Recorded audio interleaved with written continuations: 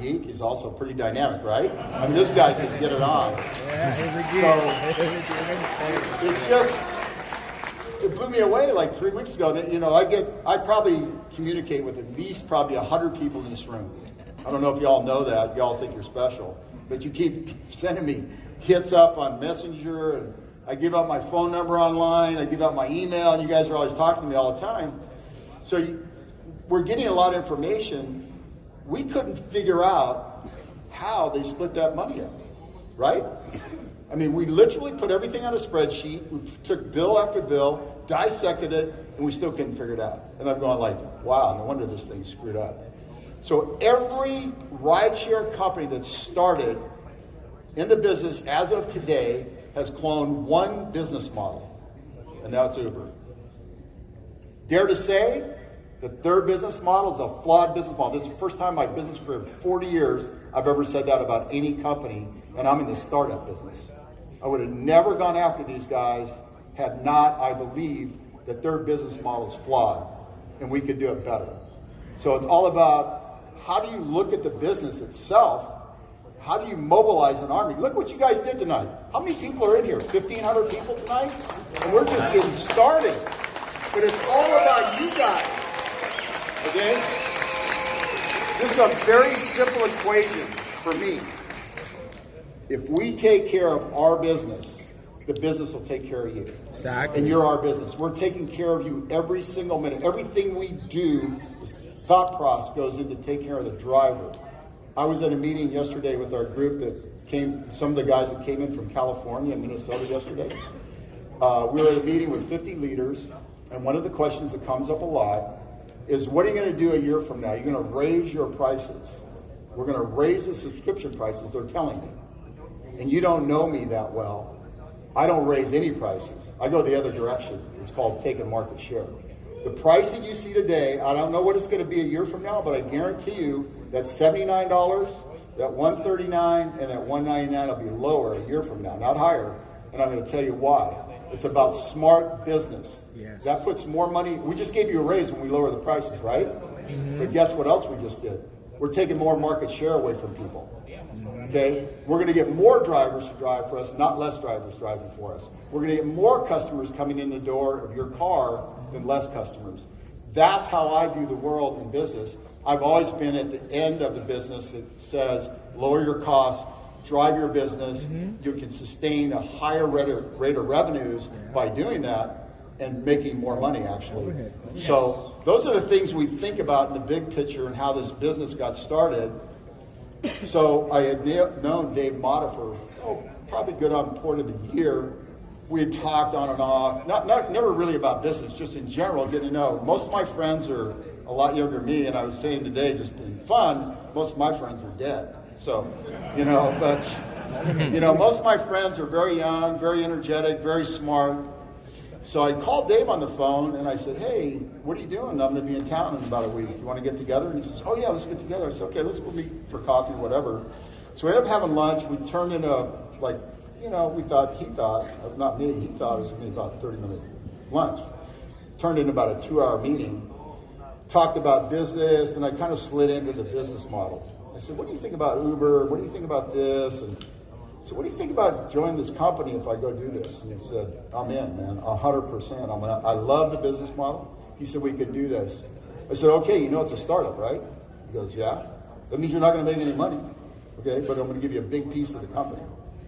So he got on board. That was 18 months ago when I had that meeting. 18 months ago. He is amazing. So David, I know you're hiding back there because you're all stinky. Where is he? He was here. Take a stand up, my brother. My business partner, one of the brightest marketing guys I've ever met in my life. 32 years old, a new baby, a father, and just stand-up guy. I got to tell you, he's the best partner. We have amazing people in our company. When I first met Kyle and Nick, as the CEO, everybody wants to talk to you, but I don't like to talk to those guys because they're CEOs of the company. I want them to know our company. I want them to meet other people in our company so you get to know the heart and soul of our business. we're all about giving back and being smart and listening to people. You have to be a great listener to be a great leader, I think. So then we started going down the road. We brought Dave Mott in. We started bringing other people in. I brought my old financial guy in. Bo White, who's sitting here, is my business partner, my friend for 12, 13 years. Young guy's got his own business. I asked him, I said, hey, what do you think about this business? Ran it down. He was just like out of his mind about how great this thing is going to be. So you're always testing waters, talking to people.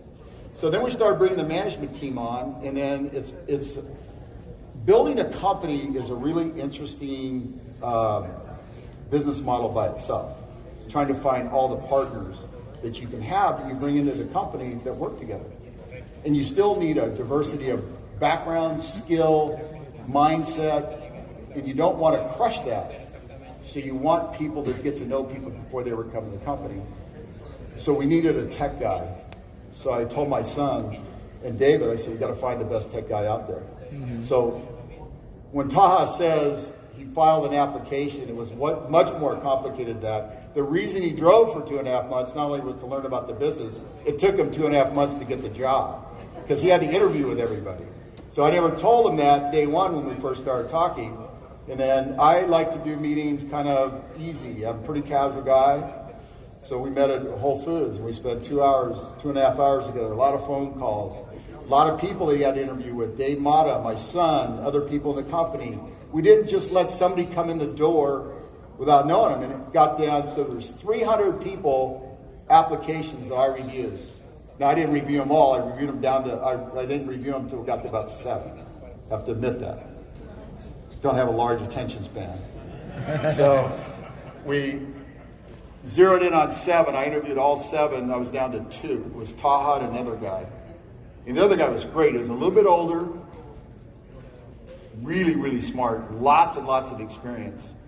And and everybody thought I was leaning towards that guy. And I interviewed him, and I kept talking to him, and I kept talking to him, and I kept saying, where's the new blood? And where's the business going? All those kinds of things. And the critical aspect was, where's that attitude to getting your business? Everybody in here needs to understand attitude is everything in business and life in general. You understand that? Attitude. I've been asked by a lot of you through text messaging or whatever, I've been asked, I have this person I'm trying to convince to join the companies. And I'll say, don't convince anybody, move on. Yes. Don't waste your time with negative people. Because all they'll do, they're time wasters. You only have so many years on this planet. Yeah. Every second, every minute, every week, every month, every year, every decade counts. So spend it wisely because you never get that second back. So you have to understand that. So anyway, I get down to the 2 guys. Got Taha and this other guy. And I was with David, my son, and I said, hey, I like that Taha guy. Let's go get him. So we got him. I got to tell you, I've been doing this for over 40 years. Probably one of the best decisions of a personnel decision I ever made in my business career, 40 years, and that's the guy. That's how good he is. Wow. I mean that. Wow, good, man. So that's kind of our story, how we got started and how we got here. I lit the match the day I was in the shower. You guys are burning the wick on this thing, and we're going to light this thing on fire. It's about you people making our business, and it's ours, great. And you have to understand how to build a business. And with the attitude that we're talking about, you cannot go poke that bear in the eye and think they're going to sit down for it. They're not going to play with us right now, but at some point they're going to have to. Okay? So don't piss, the bear off, meaning the big guys like Uber and Lyft. We'll just take our time, grow our business, but we're going to do it better. And pretty soon we're going to crawl. That's what we're doing now. We're going to walk. And then we're going to run. And when we run, we're going to start opening a market a week around the United States. So that is powerful. I've been competing against big guys all my business career. When I started my first company, Home Club, we built that from 0 to $1 billion in revenues in 3 years. From scratch. I was the first employee. 3 years later, we had 38 stores doing $1 billion of revenues, and people couldn't believe it. You write articles, hey, they're going to go out of business next week. Yeah, guess what? I don't care what they write. I don't spend my time looking at that. I started a company called shopping.com, same thing. What's that guy know about the internet? What is the internet? What's email? I used to go around trying to raise money. people go, well, what's the internet? You know, I try to explain to them, but it's like way beyond, you know, for anybody, even me to really understand it. It's kind of like Stormy just showed a chart up here, which was pretty interesting and so did Taha, of companies in the past.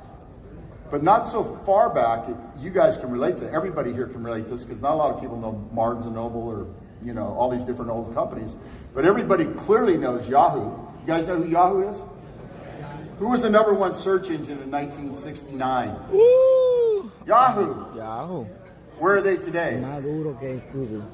They're not even on the map anymore, basically. Yeah, Google. It's Google. Google started in 2000 in the garage, 99 in the garage. Yahoo.